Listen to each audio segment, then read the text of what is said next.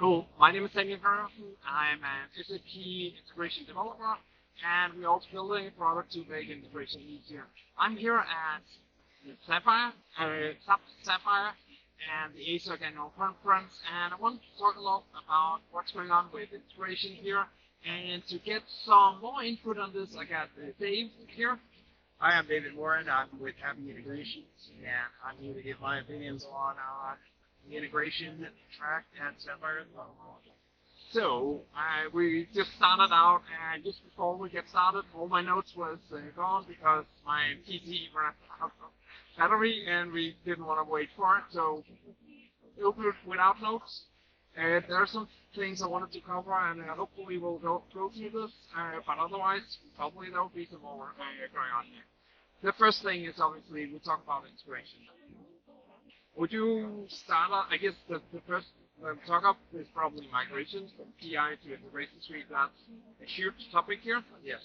Yeah, every session that had a discussion about PO migrations was absolutely deals with lots of people asking questions and then follow up, people coming up, you and the SAP speaker afterwards to ask even further questions. So I would say migration is definitely a popular topic.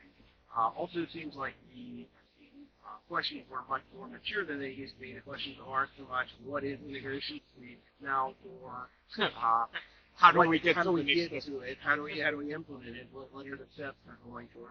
So just improving those. Yeah, I think that definitely makes it easier. Yeah, and I guess we are one step closer to the timeline of where you cannot get support of PI anymore, so it becomes more of a relevant topic. They OSP also position a lot the migration factory that you write to, and there you can get your consultancy to give you some input about or go through your assessment, assess what's the effort going to be and come with a project plan. That's it. Yeah, it's free 3 weeks, and they just come analyze your environment. And for a customer, it's a great solution because it's free. You get to see the analysis, and then you can choose your input. So, yeah, that's situation. And I guess for partners out there, it's a good way to get into these customers. Obviously, I guess there is a lot of way to go from just getting some kind of overall project plans to really get into the nitty-gritty parts of it, and there's a lot more, and probably we'll cover that in some other session maybe, about when you get this, what is it that you should actually be covering. Another topic that is AI, and I think if we don't go into the full scope of this, and if we talk about PI integration, so we just saw the developer keynote, yes, and one of the cool things, would you click it? Well, yeah, absolutely. So the developer keynote, he put in, okay, I've got to give feedback to an employee. And so he put like one line into the thing, and then we generate, a much more detailed description as to actual items for the employee to fix on their next performance evaluation, which I think is, it's kind of neat, and nobody likes doing it. So that might be helpful as a starting point. But in the integration world in particular, and I think that's where you're probably headed, is they've shown on 2 different sessions that we were at, where you could put in a description, just a text description of the integration that you're trying to build, and then they showed an iFlow pop up, and it was already pre-built and ready to go. And that's kind of an interesting idea. So, yeah, obviously, I do have a few reservations with how far there what's actually possible in this, because there's one thing to say you want to integrate between 2 systems, it's another thing actually to get to build the flows, everything around it. So it will be really interesting. Yeah, so on one of them it seemed like it was a brand new requirement that they were trying to build, and on the other one it looked like it found something from the discovery tier. It was like a Peruvian invoicing pre-built discovery interface, and it just displayed that. So it's interesting. Definitely AI is a hot topic. what it is. So it's been discussed on almost every session. So the other topic they also talked was AI anomaly detection of your API calls, right. where you somehow could, if there was spiky traffic, you could get information about this, being able to analyze it. It was interesting. I don't know the utility of it, because obviously you should connect with your APIs, but obviously there could be things that happen, and therefore you're getting too many calls on one API, so too many login requests. It would be a good thing to notice and get the alerts on these things. Yeah, I agree. I mean, I think I don't know. Again, I think if you build it right, you should already know that.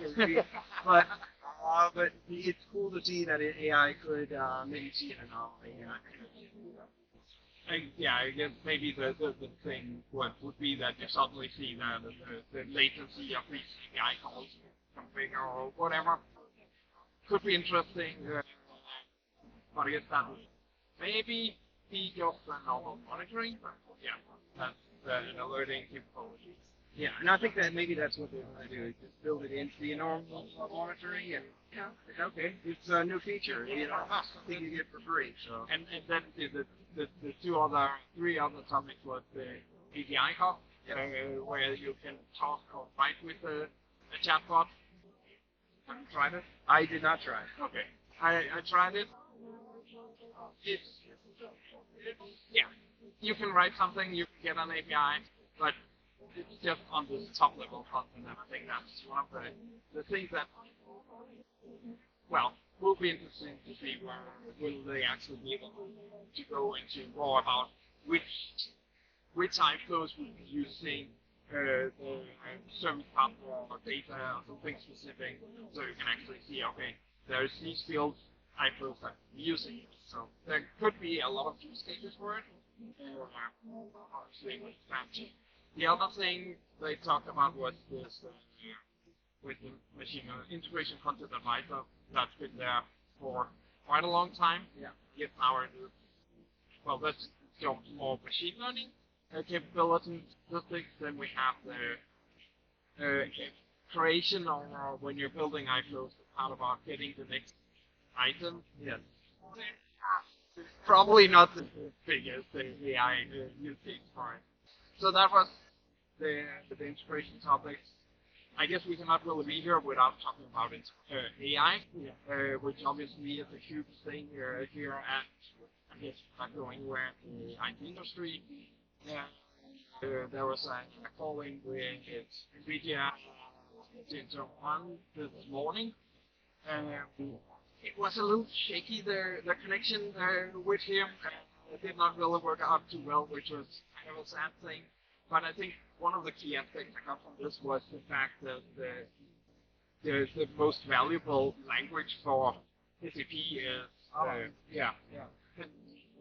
So that's, and they were building some kind of model that would be able to help developers code, so you could create these ABAP code and copy and paste it between these things. Yeah, I definitely think that's the way that they're trying to move, even for all problems with SAP. You're not going to need to go from scratch. You're going to use AI and generate some sort of a template or a starting point, and you're going to go from there. Yeah. So it's good to see it, AI start to take its initial steps, and it's good to see where it goes. And I think that is one of the challenges you have to OpenAI gets some really good ABAP code because it's proprietary, no one else really cares about it. And I guess they have not made all the code public, which also could have helped in such scenarios. Yeah. What did we otherwise talk about in the air? A lot of what I took away from the sessions that I was at were just customer experiences adopting PO, adopting BTP, going from PO to BTP, and the challenges that they face with testing, with involving the business at the appropriate time during testing, and what if they have had a tool to do something like that? Yeah, I'm not trying to do it for you, but that was the first thought that I had. Wow, a lot of the stuff, boy, Big Ass probably could have helped you a little bit with this, but And then the next thought they round into what's monitoring. Maybe we also have a solution for monitoring. So, Yeah. But it was exciting. There was a lot of enthusiasm in the room, and there was a lot more. It wasn't the fundamental, like, what is this tool, what is this product that is fitting in the past. yeah. People actually trying to learn and trying to figure out, okay, how can I now use this for my business? What are its capabilities, specific capabilities that I care? And to me, that's a good sign for maturity. I'm really excited. So. I just want to go back to the keynote because there's two more things we did not cover. There's Fuel, Yes. which gets us the chatbot you have on all the SAP systems. We talked with some of the people here, and it's like it's the same chatbot that you have on all the different applications. I think it's starting at SuccessFactors, which is clearly the place that we have been working the longest time with just having one cloud. ERP or S4 is going to be a little more challenging because it has hundreds of different variants. Everybody is doing things differently, but SuccessFactors HR, there's just one way of doing it, one way of running it. So that's definitely the cool thing about it. Yeah, and I mean, as described, either it's going to be able to route to whatever application has the information that it needs, and I think that could be pretty powerful. You could ask really any question. You could jump from HR to, finance, like, can I Travel, yeah, can I handle this travel expense, and that's, and then can I go on vacation because I'm having a great time, so I think I could see the value in this. I think it's pretty powerful. And then the other AI, I guess, I don't know. So it becomes a little difficult. There's the B2B generative AI. I hope SB Marketing will listen to this because I guess we're probably pronouncing it wrongly or something like that. But I think so I did see the slide the other day about the differences. So you can obviously use OpenAI to build something on top of that, but once you build too much, it becomes difficult to manage. Hyperscalers give you some more frameworks, and then you can build on top of that. But the vision that SAP has is that they would build the stack and all the things about dependency management, access, governance, all these things into the stack of your AI models, making them easier to operate, everything like that. And that's quite powerful. I thought that had a lot of potential. And I guess it becomes more complex to build something like that. And I guess it's more the vision about building these things. But once you get there, it becomes really powerful. Yeah. I mean, I think that was my takeaway was that, we're not fully there yet. Not at the end state, but we're taking some of the baby steps, and it is optimistic as to where we end up.